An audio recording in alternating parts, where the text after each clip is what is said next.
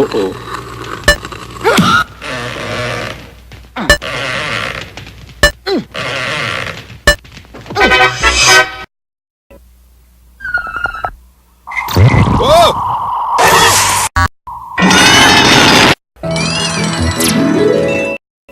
Save me!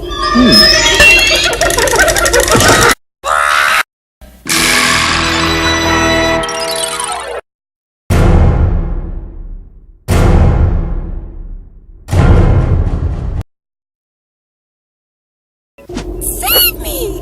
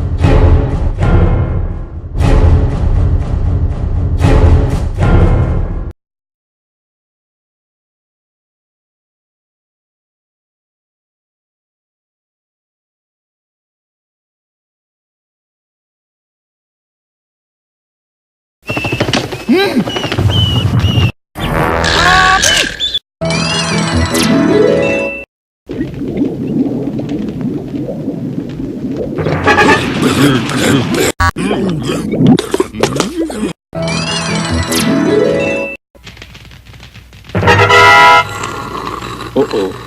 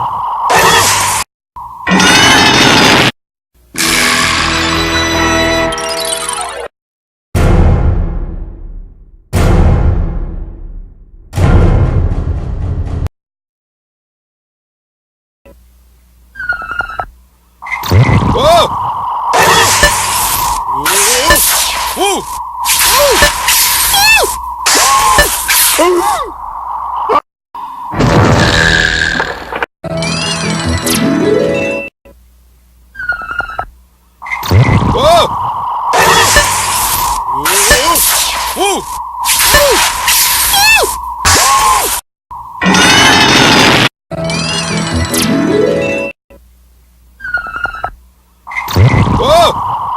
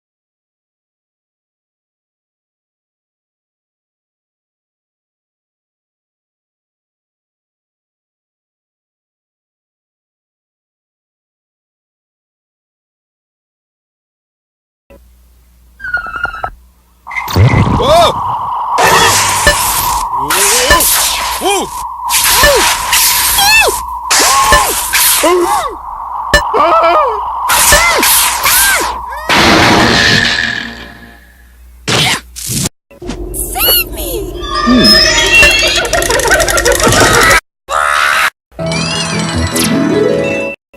Save me! Save me!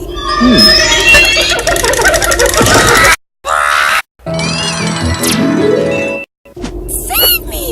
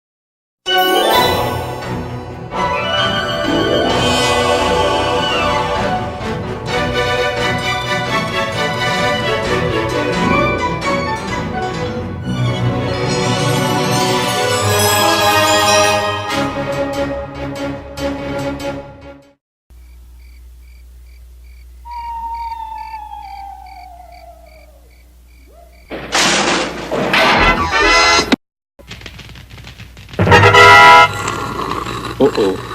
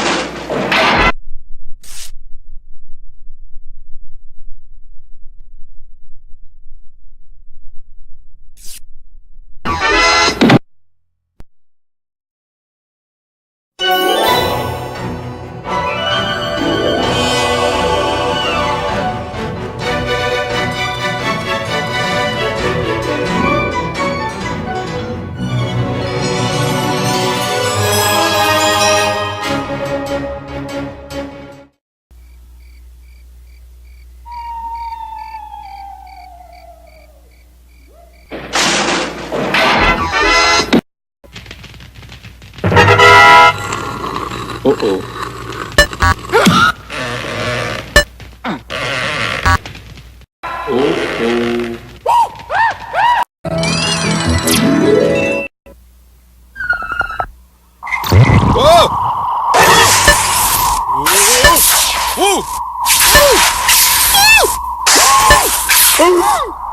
Uh-oh.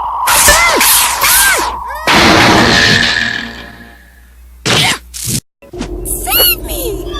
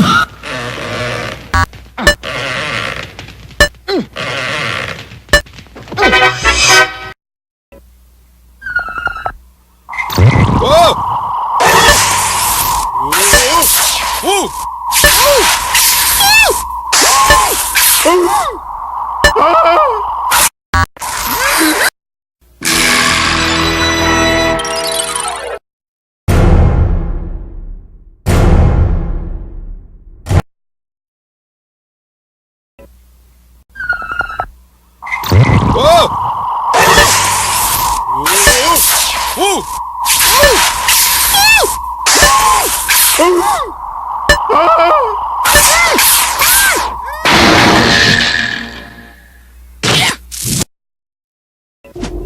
me!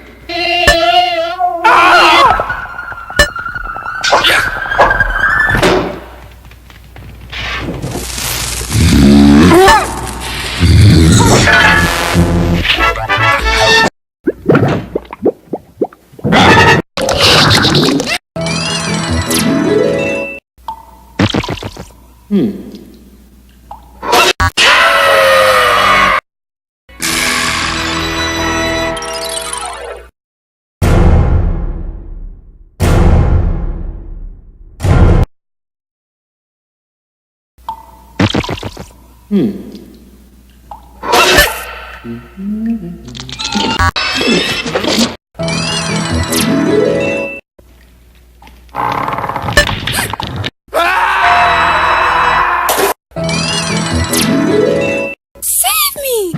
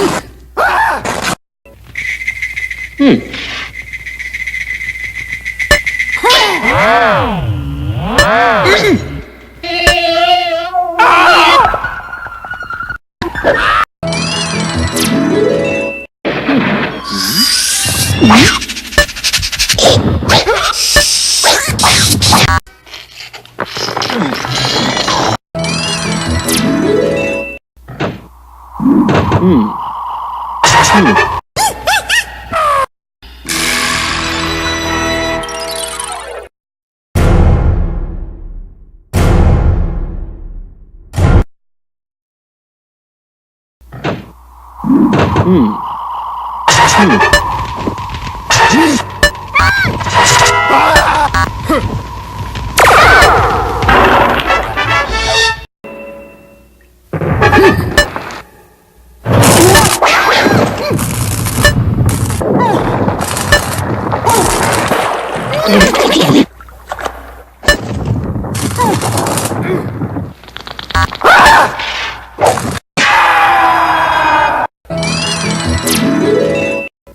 me!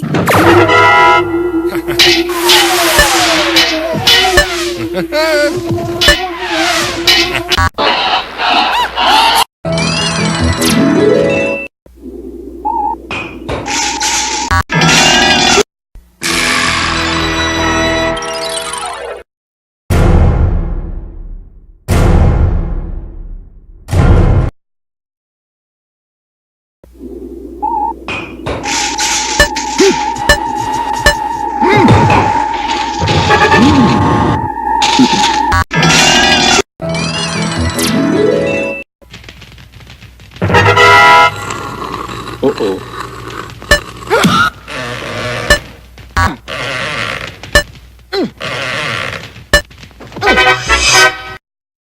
Save me!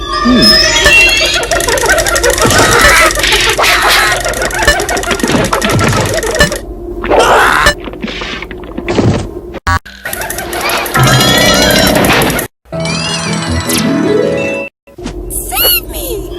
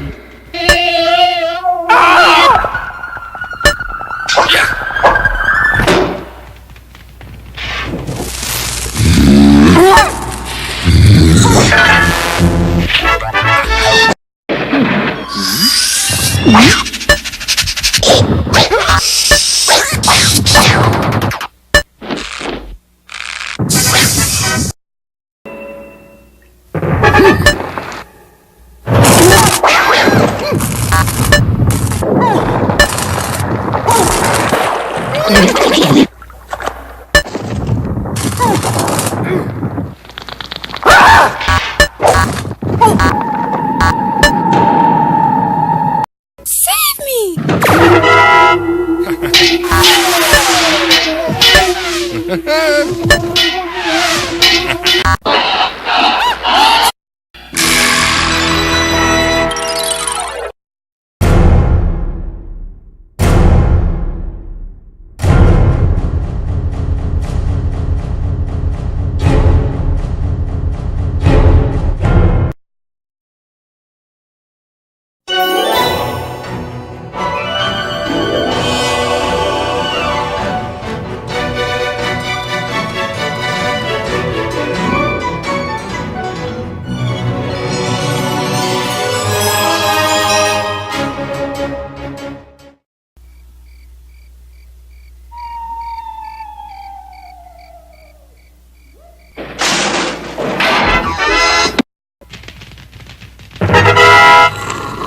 Uh-oh.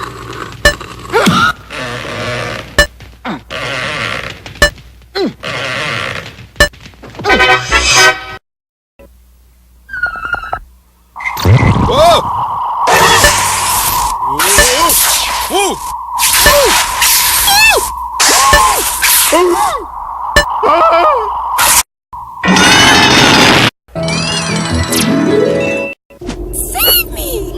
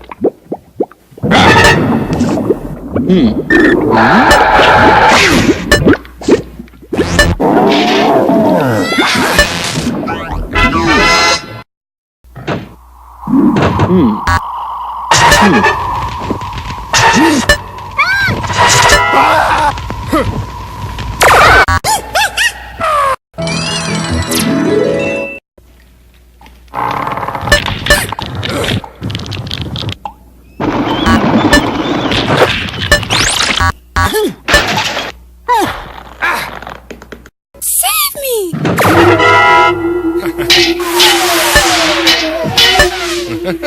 me!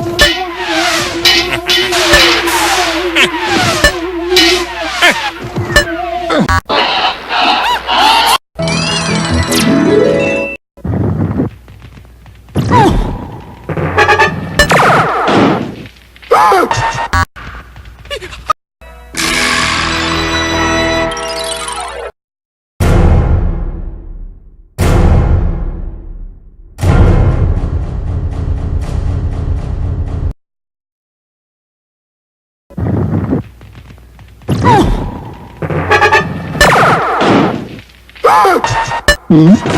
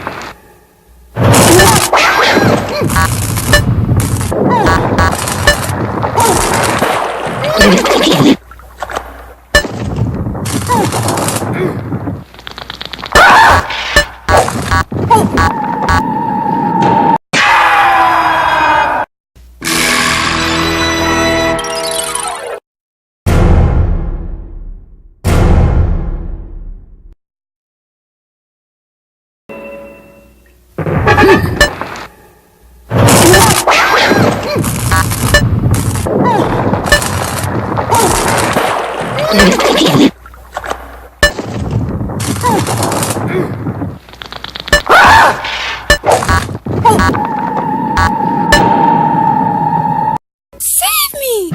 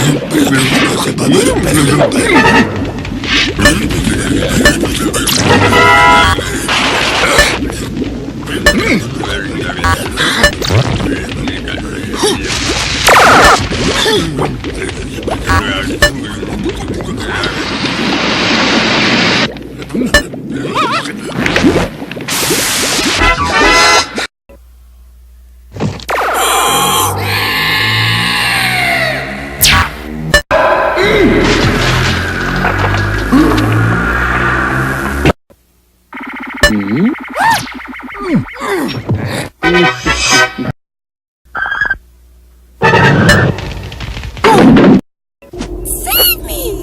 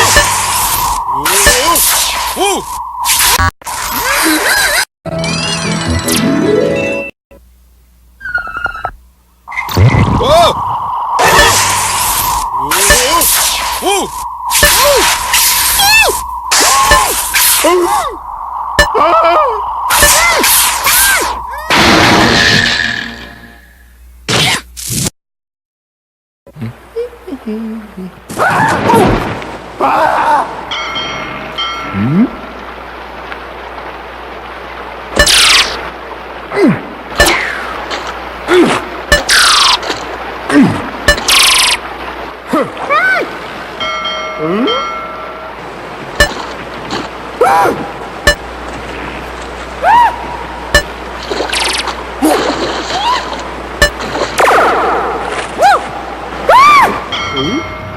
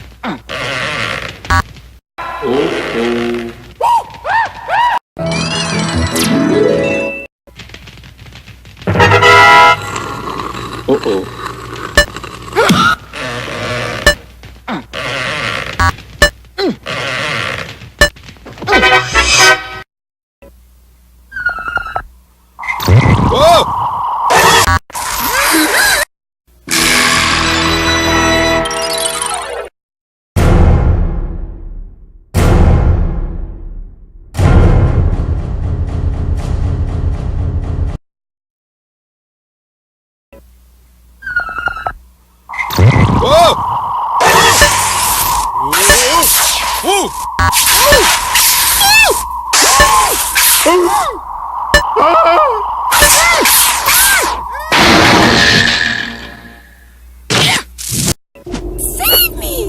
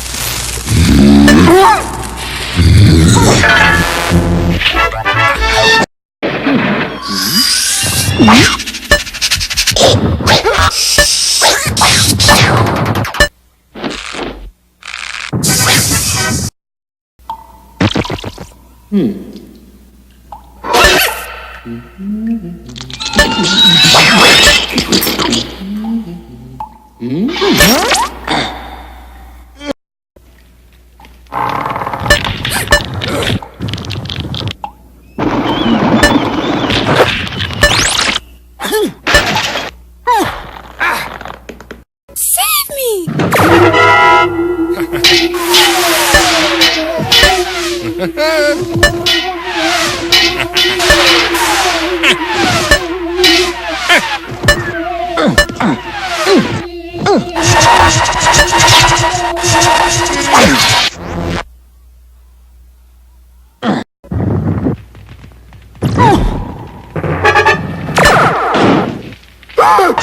Save me!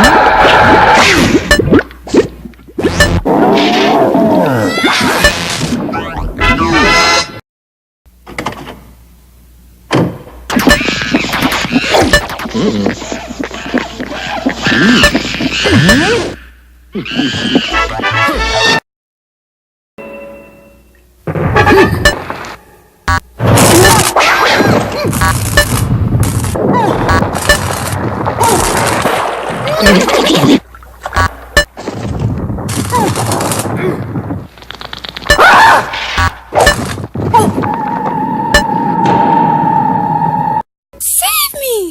Save me! Save me!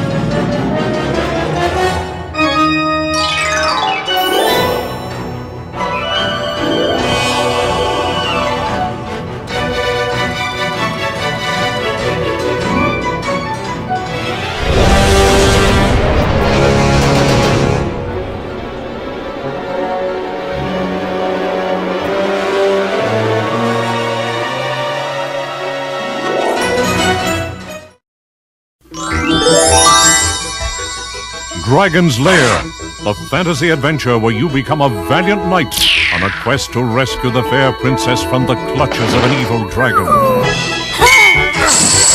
You control the actions of a daring adventurer finding his way through the castle of a dark wizard who has enchanted it with treacherous monsters and obstacles. In the mysterious caverns below the castle, your odyssey continues against the awesome forces that oppose your efforts to reach the Dragon's Lair.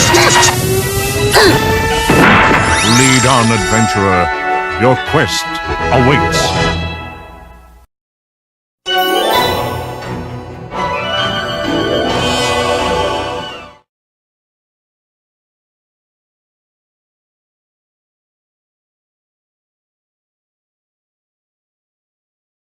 I think going way back in time was what I call the toilet paper version, which was a roll of cash register paper, and it would just roll it forward and backwards like a player piano, and there were hundreds of hand-painted pictures and text on each on this roll of cash register paper, and the computer would roll it to the one it wanted, stop, and then a light would light up behind, and there was this dark smoke glass, so you couldn't see it until the light lit up. And so it was mechanical and computer. Yeah, mechanical and computer. How long before? How long before you came to us? Was that going months before or a year before? It's probably more than 2 years before. Wow. And then after that, we took it to the toy companies, and they all loved it, and they had no idea how they would print that cash register paper. They had none. They said, we have no idea how we could do this, how we can manufacture it. And then, so I thought, well, we came up with what I call the Rolodex. And this thing was huge, this big, giant Rolodex with double cards. And it would go flipping through these hundreds of cards on each reel, and then stop, and then either this light or that light would light up, same thing with the smoke glass, and you would make your decision. Determined, weren't you? Well, I thought it was fun. Then we came up with the first Laserdisc version, which was still pictures. We evolved because for any given scene, we might have 5 or 6 stills, and we had, for the first time, live voice. And then that led to Dragon's Lair for the coin-op, and we're saying, okay, well, if we're going to do this for coin-op, because we were also developing coin-operated games, and we said, well, if we're going to take this thing, at that time it was called Secrets of the Lost Woods, and that became Dragon's Lair. And Dragon's Lair was just a working name, and you know how that goes. It stuck. If you recall, we had demonstrations and things working when you guys came out to show it to you, and I think the biggest point was when we saw The Secret of NIMH, and I just went, wow, this is an incredible movie film, because I forgot that it was an animated film. So you pitched the Rolodex. And called you. I still remember the day you and Jim Pierce came to the studio, and when you guys left, we all looked at each other going, what are they talking about? I mean, it was just a different world, and all the way through it, I mean, probably, if you remember, you came to us, I think, in October of '82. Mm-hmm. And we jumped on it right away, and Don started thinking about designs and stuff like that. And then you sent over your first continuity of a sequence, and then he started asking questions like, "Wait a minute, we're going to go to there's a moment any time during this little sequence of this particular room where he might die. We have to come up with ways of branching the nomenclature, though, and we would say this is a threat moment, this is a resolve moment. This is a new threat moment, this is a resolve moment. So we kept saying threat, resolve, threat, resolve. The one that you got me, because I was really out to lunch, was you said, even after you finish the animation, we're going to have to program it. And I thought, a program? Yeah, I know what a program is. You read it when you go to the theater. But I didn't know what programming meant, and I knew that there was somewhere down in San Diego there was something weird going on. That's all I knew.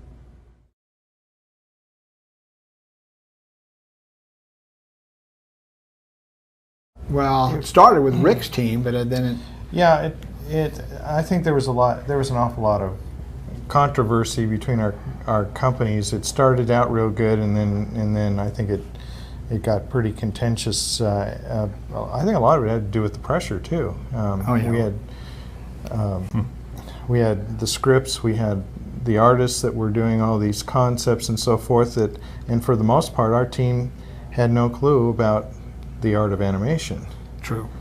And so they were coming up with things that may or may not have been animatable at all from your all standpoint. Yeah, it was sort of like we were lobbing stones at each other over a fence because we didn't know. I didn't understand your world at all, and then there was some reticence on what we were doing up there. So each was doing its own thing, what we were familiar with. We with animation, and they with the electronics. But also, Rick has a good sense of story and character, and so that's what I think was sustaining what was going on in your company. And then we were kind to grab the ball and run with it, but not knowing exactly what they were going to do with it when we reached the goalpost.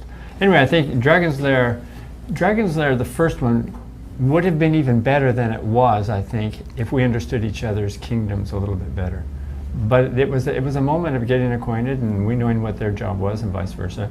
But I believe just the story elements, that we hooked into almost immediately. And what we were trying to tell was a story of a knight who was a ne'er-do-well, who was sort of klutzy and didn't know quite what he was doing and wasn't very adept, trying to save a princess that was equally not adept. And so I think that it is absolutely getting acquainted, because we were designing from a gameplay standpoint, right, and you were having to work from how do I bring it to life from an animation standpoint. And the problem was the sometimes what we were ending up with wasn't playable as a game. It was beautiful as a piece of film, but that they would get it back and go, he changed it. How are we gonna play with this? The way my brain has worked in the past is that I would see something and it would come on a concept. Maybe it's just in script form or written right there, and I'd say, oh, okay. So immediately I see the visions of it and what could be. So then, in so doing, I'm not gonna let those words stop me, because we have to push further. We have to push it to a place where we get something that's really, really excellent, which again, what you're doing is building on something that's been put underneath you. Mm-hmm. Well, those who put that there are going to feel like, oh, you didn't like what I did, And it isn't that at all. But I think any creative or collaborative process that's creative is that you are building on an idea all the time. This is always happening. And if you let your ego get a little bit sensitive to that, then it kind of cripples you. You should know the ideas are going to come. They come from out there somewhere. And when they come to you, it doesn't matter who births it. It's just you want to keep going for even more if you can get it even better. And I think that's what we were going through in the beginning, was how to make the best thing game-wise and picture-wise on the screen so that the viewer could enjoy it. Well, the other problem is we were in uncharted waters. Completely, So there, it was a ship without a helm sometimes, because you had never been there and we had never been there, and trying. That was fun, though. Trying to. You don't know where you are. And I think we survived it, and Dragon's Lair went on to become that unimaginable success because of the fact that we really were in uncharted waters, and I think our audience, which is the kids out there, they accepted it for what it was. Yeah, I think that's what they didn't have any milestone to compare it to.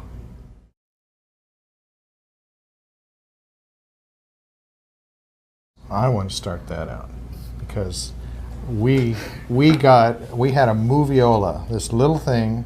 It was this big. That's the only way we ever saw this film, was on a moviola. The thing was about this big. Terrible, but it allowed us to see the film. And then the best we got was when we did the transfer onto digital. It was actually a video. Or video format. Yeah. Even on 1-inch C back then, the quality was what today's television is. It was good quality. It was better than TV. TV couldn't actually reproduce the. But for me, I never really got to see a big screen of it. Yeah. And so today, when we saw it on HD, it's like, for me, it was like seeing it for the first, Not the only first that, time. It was just brilliant. It's just Colors? so clear. Yeah. You know, dust-free. How about you, And, Don? and of course the sound is. No, I'm very, very, very pleased with the HD because to me that's what I saw all the way along we were making it. I mean, even with the Moviola, so we saw it on a big screen. We projected in a projector. You sit on the big screen and you look at it and you see all the colors, all of the definitions, all of the lights and everything. It's all working together. So I'm used to seeing that. And so all the other formats we put this game to, I just sort of, Because it was a lot less than what oh, I was would less, not look yeah. at them. I would not look at them. See, I can look at this now and I can say, oh yeah, okay, that's closer. Well, you're a motion picture artist.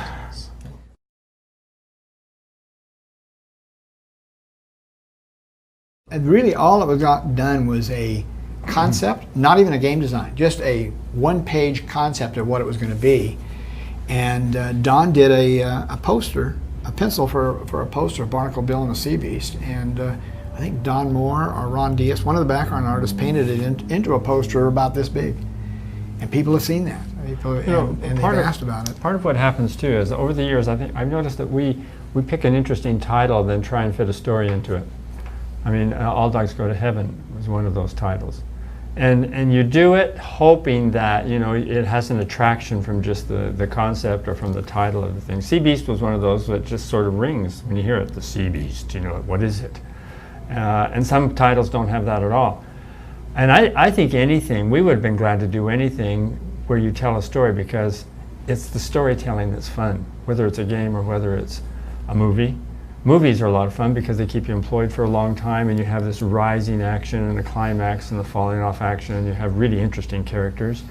With a game, had it gotten to the place where you could have an interactive movie, if it had progressed to that, I would have been really... That would have been a real challenge. Because you know what, being passive, just sitting watching a movie and getting an opinion is all you really have. I don't think that's quite as interesting as participating in the movie somehow. Even if you're scared to death and you scream, at least you participated. But if you just sit and watch, it's not quite the thrill. Let me share a little more of the backstory too, because when we did Secret of Nim, our composer Jerry Goldsmith took the film or brought the film to Steven Spielberg's attention, and we had a meeting with Steven right after the completion of the showing of that. It was like August, early September of '82, and he looked at it and he says, "Gosh, I thought this died with Walt Disney. You know, the style and the lushness of it and the effects and." It was especially complimentary on the dub, which was much fuller and richer than most animated movies done before. And he said, we need to do something together. Well, it took 2 years before he came back to us. And he came back, it's just like Rick walked in the middle of a union strike. Spielberg walks in when the game industry fell apart. Here we had a lineup of, I think Don came up in a little group of story people we had in there. Will Finn and Lorna was involved, John Pomeroy. Came up with a list of 30 games. 10 children games that were educational and teaching how to do addition and subtraction and multiplication. They were little stories and the computer would bring up random things like 1 + 3 = and you had to give the right answer for the story to continue. It would be animated. And then we had 10 moral games for children that taught, you know, morals, like the story of Cinderella, but we called it, I think, Cinder Mouse. Cinder Mouse, right. And then there were 10 action games for teenagers. And so they had a poster for every one of those, and one of those was Barnacle Bill and the Sea Beast. We trotted those off to, we had done 2 animatics, or was it just one? I think it's just one. We did an 8-minute animatic of something called Dottie Do the Sum. There's a character named Dottie, D-O-T-T-I-E. And we did an animated 8-minute piece, and IBM took it out and did a $100,000 survey with it, and parents were thrilled with the idea. But they said, well, there's just not enough players in the home for Laserdisc. Hardware. And we said, we're making razor blades. Give the players away. This is something that is going to lead into other and new technology. We didn't get any comers. So just at the time that failed, up stood Spielberg saying, I found something. It's called An American Tale. I'd love to do that Barnacle Bill. Yeah, it would. I think maybe the wouldn't necessarily be an arcade game, although you could test it in arcades to find out if it would work. But with the ability to do interactive DVD now, I mean, it seems to me that you've got a lot more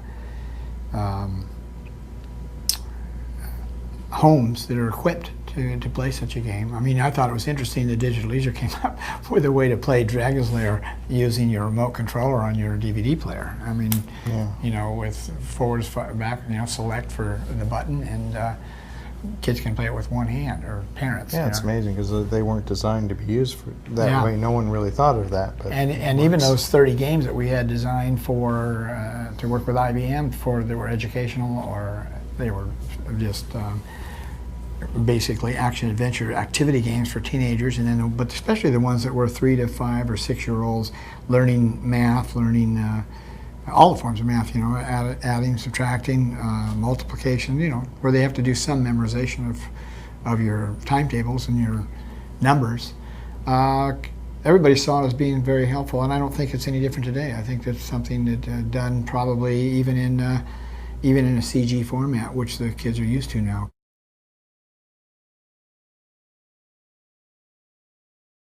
That was Rick's testing. I think things were animated.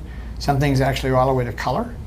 Some weren't. I know Digital Leisure took the gargoyle sequence. We were able to find all of the pencil tests, and were able to send those up to Digital Leisure, and they actually colored them and used the backgrounds and produced a version of it that the fans could all see.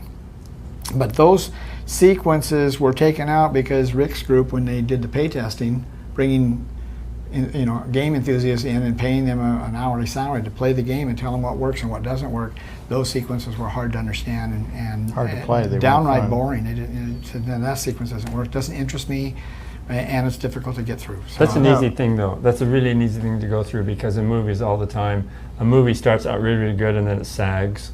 And you say the material's bad, cut it out, you know, so then you have to hook it together again. And movies are always, they're sagging. And the sag moment is the moment that you're not doing anything very interesting.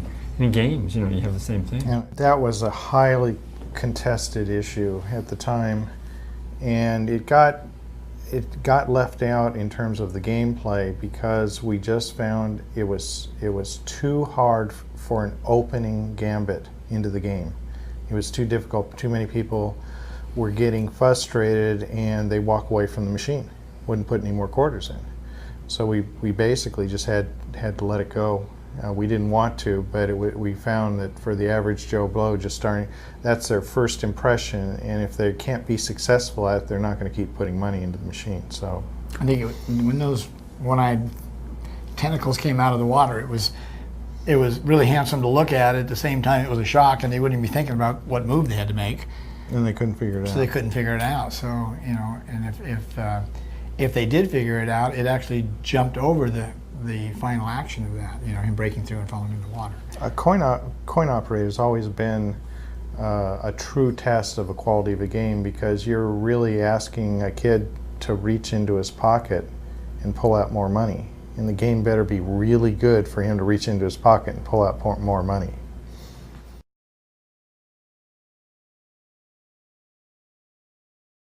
We did the first test of Dragon's Lair as far as exposing it to the audience was at the March 1983 game show in Chicago, and it was such a huge hit. I think that gave everybody the impetus to keep going and get going on the next thing. That reminds me of that story when Jim was at the show, and at the end of the show I asked Jim, I said, well, how did it go? And he had that Cheshire Cat grin on his face, and I'm going, oh God. And he goes, we booked $10 million in sales.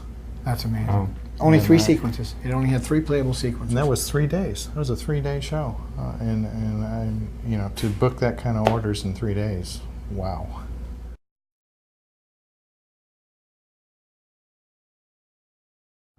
Let's see, my favorite scene in Dragon's Lair, let me think. It might be that sort of a magic room he goes in and it says, eat me and drink me, and I just thought it was just, the concept was funny. It was a very, very short scene, but been a lot of requests from people that actually wanted to buy the cells and the background from that sequence, and it was funny. We never could find the background, so it went missing at some point in our careers. For me, it was definitely the final scene. Oh, me too.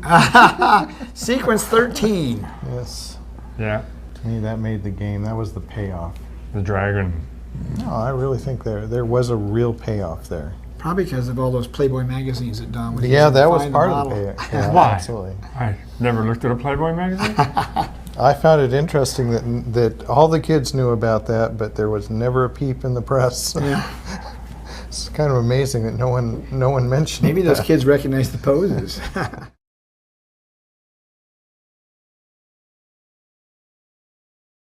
We've had all the artwork for almost everything we've done. The Dragon's Lair, our first film in Don's Garage, Banjo the Woodpile Cat, and pieces of all the features, and especially the last three were passed on to us by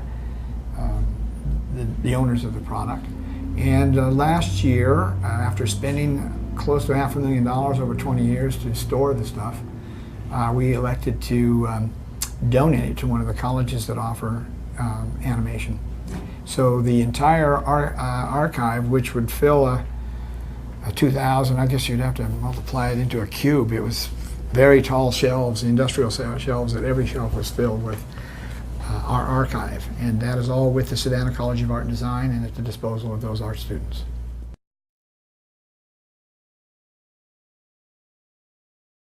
We've had a completed script for over 3 years now, and we've had some very positive meetings with the studios. Right now, and the studios agree it shouldn't be done as a CG movie, it should be done in traditional animation like the original game.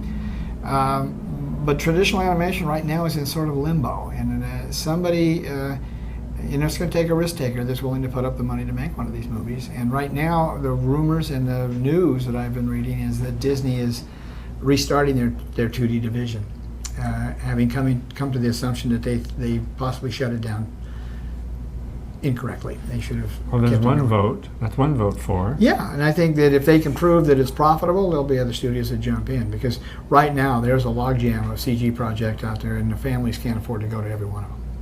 I think there were 13 being released between July and September. That's almost one a week.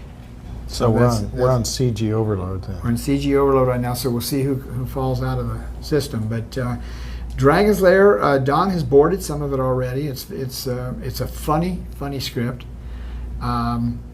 There's a comic book out. Arcana is not distributing, but they're publishing for MV Creations. They've just finished a composite of the first 3 issues that were done a couple of years ago, and Don had done the new cover for it.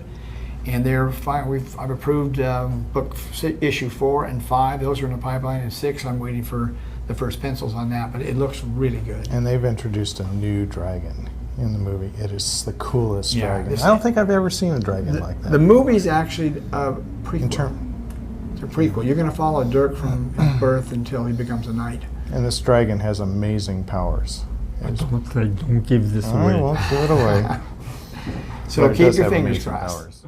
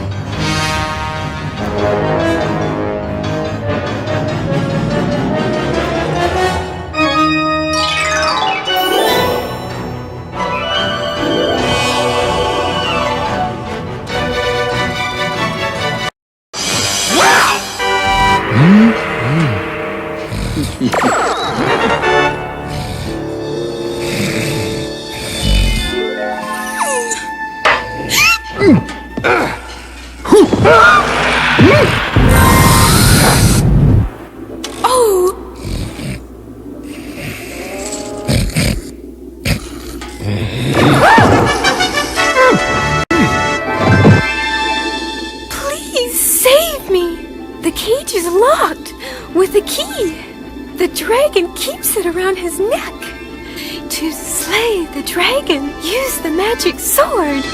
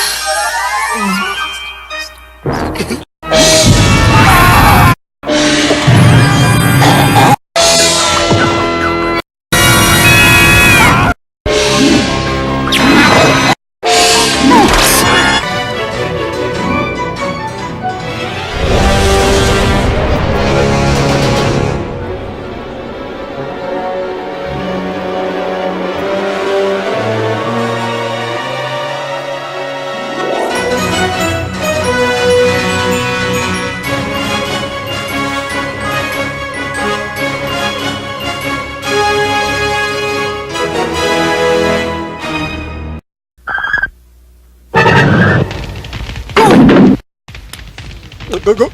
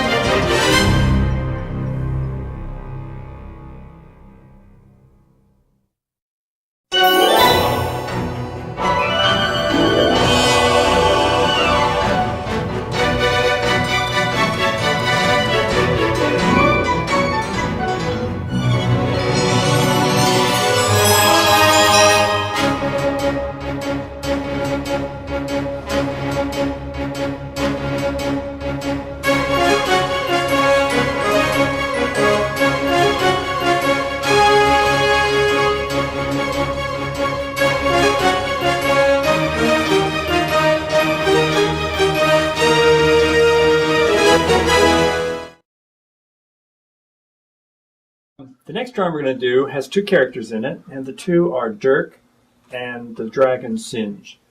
Now, Dirk is a little tiny character, and Dragon is a great big character, Singe is. So what I'm going to do to cheat this a little bit is I'll pull Dirk into the foreground so that he stays kind of big, and push the dragon into the background. And I think, just to get this thing to work, I'm going to sketch out how I can do this. This dragon is sort of looking at Dirk like that. And I can bring all the tail up around like this. And maybe the legs of the dragon like that.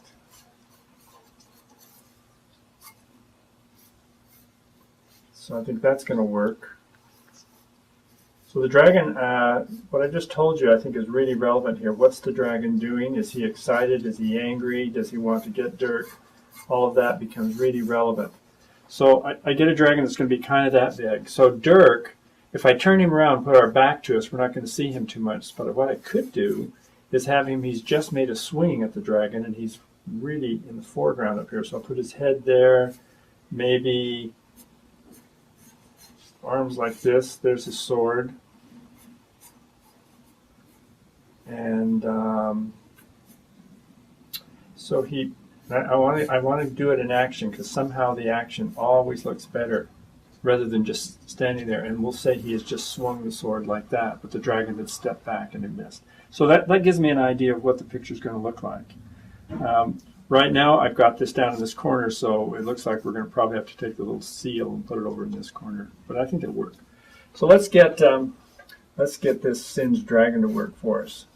Really important. I'm going to just slightly detail again, so I know what I'm drawing here. The eyes will be somewhere in there. The hard part about this dragon a lot of times is these big rims that are on his tummy. But once I kind of get the idea, then I can work with a little more confidence. I'm going to say the dragon is really, really angry or really fierce, because it's going to make better drawing, which means its hands are going to take on kind of a stiff look. Shoulders up here. That's going to work great. Then I'll put all the spines and all the decoration on just a little bit later. Let's see what Dirk's going to look like. I think he's going to be looking back towards the dragon, so I've got the eye line right there, and I'm going to put his eyes looking up at the guy. So it's sort of like that. Here would be his helmet. There's the Dirk nose and the Dirk frown.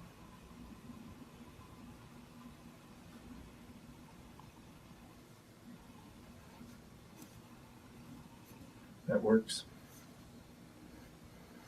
And his shoulders. It's really hard with human characters. You have to get the anatomy just right, or anyone looking at it says, it doesn't look right.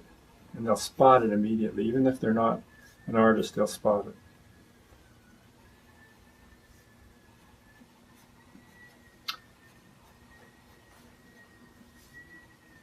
So it'll be something like this. So far I'm fairly confident. I'm going to be careful with the little skirt, not to put it on too soon, because he's in motion. When a character is in motion, all the what we call the secondary action things, which would be things like cloth or hair or tails or anything like that, all of those things move according to what the character is doing. So I'm not going to put this on him yet. I'll just wait. I'll know just what to do.